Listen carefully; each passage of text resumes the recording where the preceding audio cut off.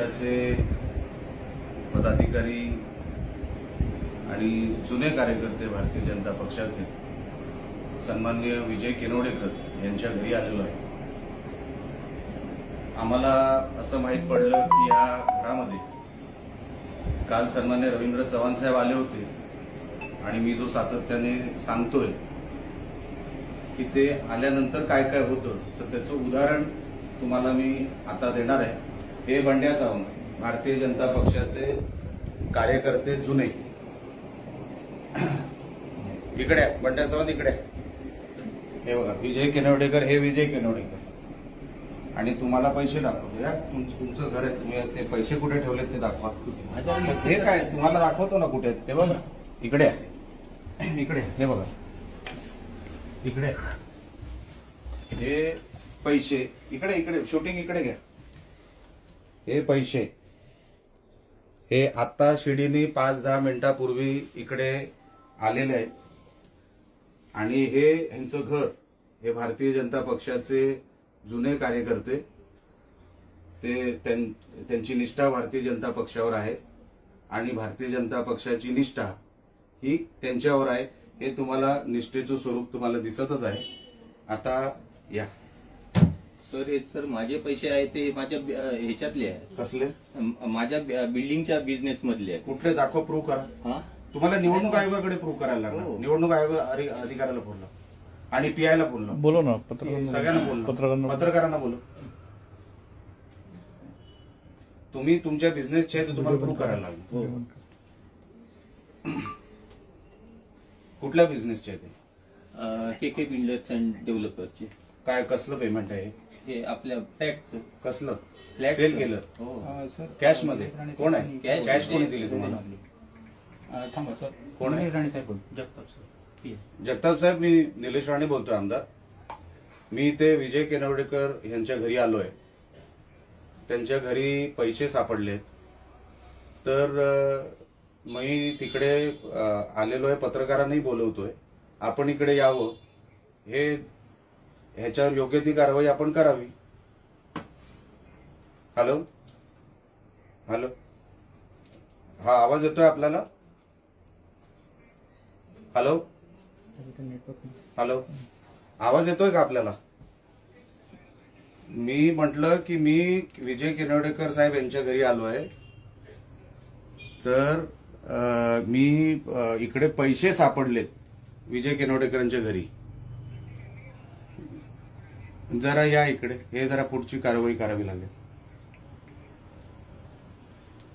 हे जर तुम्ही शूट कराल, हा हे सन्मान्य रवींद्र चव्हाण साहेब आपल्याला इकडे दिसतील आणि बाकी भारतीय जनता पक्षाचे वगैरे कार्यकर्ते आहेत। आता तुम्हाला केनवडेकर साहेब हे सिद्ध करावं लागेल। माझं काय म्हणणं नाही, करतो मी सिद्ध। हे कसं सिद्ध कराल? तुम्हाला पेमेंट कोणी दिली एवढी मोठी कॅश एका दिवसात, निवडणुकीच्या काळातच कशी दिली, हे सगळं तुम्हाला सिद्ध करावं लागेल। लक्षात घ्या, तुम्ही याच्यात भरडले गेलात कारण का नको त्या विषयामध्ये तुम्ही पडलात। ह्या अशा निवडणुका तुम्हाला काढायच्या आहेत तर मग कठीण आहे। मी कालपासून किंवा मागच्या काही दिवसांपासून जो आरोप करतोय तो ह्याच्यासाठी करतोय की काल सन्मान्य रवींद्र चव्हाण साहेब मालवणमध्ये येऊन गेले आणि त्यानंतर अचानकपणे या सगळ्या विषयांना गती मिळाली। आज फक्त हे एक घर नाहीये, असे मालवणमध्ये किमान 10 ते 15 घर आहेत जिथे हे व्यवहार चाललेत। हे जर असंच चालत राहिलं तर काय निवडणुका कशासाठी हवेत? एवढं आता जनतेला कळावं म्हणून हे सगळं करतोय। हे मी भारतीय जनता पक्षामध्ये असताना ह्यांचा जीव भारतीय जनता पक्षामध्ये आहे वगैरे सगळं ठीक आहे, पण ही निवडणूक लढायची पद्धत नाही, अजिबात नाही। हे जर तुम्हाला हे कसल्या निवडणुका आपण लढवतोय मग? आणि असे प्रकार मी तुम्हाला जाणीवपूर्वक सांगतो, असे प्रकार मालवणमध्ये किमान 10 ते 11 घरांमध्ये चालू आहे। हे सायमल्टेनियसली पैसे पोचवले जातात आणि मग ह्यांची लोक येऊन त्या स्तरावर खाली पैसे वाटतात, घर टू घर। हे त्याच्यातले पैसे आहेत। आता माझं केनवडेकर साहेबांचं काही म्हणणं नाही, पोलिसांनी यावं, ते जप्त करावं, त्याच्यावर योग्य ती कारवाई आरओ निवडणूक अधिकाऱ्यांनी करावी। तोपर्यंत आम्ही इथेच थांबणार आहोत। त्यांनाही ते काय कारवाई करतात तेही मला बघायचं आहे ते बघितल्यानंतर आम्ही पुढचं पाऊल काय उचलणार आहोत हे आम्ही इकडे अधिकारी आणि पत्रकार आल्यानंतर आम्ही त्यांच्या समोर हा सगळा विषय ठेवणार आहोत. जे होईल ते आता पत्रकारांसमोर होईल आणि अधिकारी आणि पोलीस अधिकाऱ्यांसमोर होईल. मध्ये आहोत. मी सन्मान्य भाजपचे जुने कार्यकर्ते विजयजी केनवडेकर यांच्या घराच्या खाली उभा आहे. आत्ताच तुमच्या सगळ्या कॅमेरामध्ये कैद झालं असेल की त्यांच्या घरामध्ये 20-25 लाखाची म्हणजे 20-25 लाख असलेली एक बॅग मिळाली पैशाची. त्याच्यामध्ये साधारण मला वाटतं बघून 20 ते 25 लाख रुपये असावे.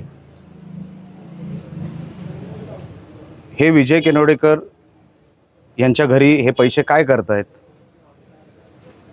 हा माझा सवाल होता त्यांना. त्याचं काही ते उत्तर देऊ शकले नाही. ते म्हणतात मी बिल्डर आहे, कोणी पैसे दिले असतील, सेलचे पैसे झाले, ते आता त्यांना सगळं यंत्रणेला सांगावं लागेल, निवडणूक आयोगाला सांगावं लागेल. मी हेच कालपासून किंवा अनेक दिवसांपासून म्हणतोय. काल रवींद्र चव्हाण साहेब मालवणमध्ये येऊन गेले आणि कालपासून वेगाने ही सगळी पद्धत पैशाची सुरू झाली. मी हेच म्हणत होतो, या अशा निवडणुका आपल्याला करायच्या आहेत का? ही पद्धत आहे का निवडणूक लढायची? तुम्ही मैदानात येऊन लढा ना. आज आपण 26 तारखेवर आहोत. 26 तारखेला एका घरामध्ये माझा आरोप अधिकाऱ्यांना पण आहे की हे काही एकच बॅग नाही आहे, त्या घरात अजून बॅग आहेत, त्या शोधून काढाव्यात, निवडणूक अधिकाऱ्यांनी शोधून काढाव्यात आणि योग्य ती कारवाई ती करणार किंवा त्यांनी करावी. पण ही निवडणूक लढायची जर आपण आज 26 तारखेवर आहोत, अजून 5 ते 6 दिवस जायचेत. एका घरामध्ये तुम्ही 25-25, 50-50 लाख रुपये भरून ठेवलेले आहेत. मालवणमध्ये अशी 8-10 घरं आहेत.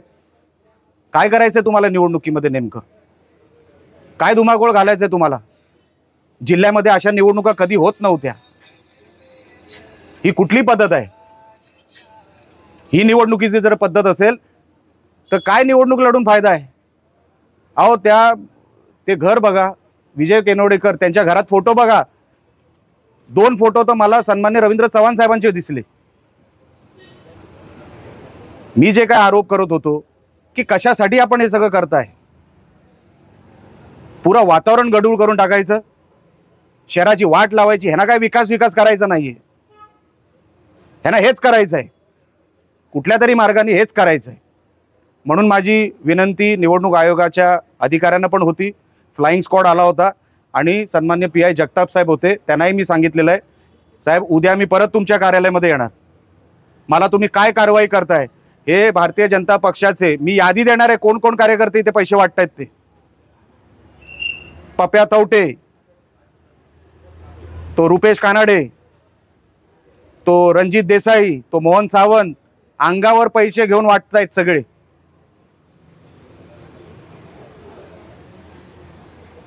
अशा निवडणुका अजून 5 दिवस जायचे आहेत. विचार करा, हे आत्ता बॅगा आलेल्या आहेत, या रोज यांच्याकडे बॅगा पोचवायची एक यंत्रणा तयार आहे.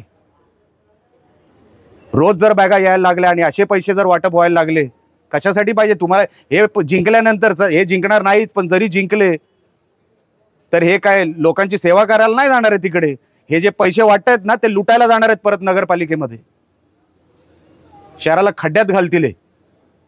म्हणून माझी तुम्हाला सगळ्यांना हात जोडून विनंती आहे, हे आताच हे गांभीर्याने आपण सगळ्यांनी, आपणही पत्रकार आहात, आपणही गांभीर्याने घ्यावं. मी त्यांना सांगितलं तुम्हाला पुऱ्या शहरामध्ये सर्च मारावं लागेल. लॉ अँड ऑर्डरचा प्रश्न तयार होईल. आज रात्रीपासून जशी पोलीस यंत्रणा असेल तशी माझी पण यंत्रणा असतील. मला बघायचं जा या शहरामध्ये हे कोण धुडगूस घालतोय ते.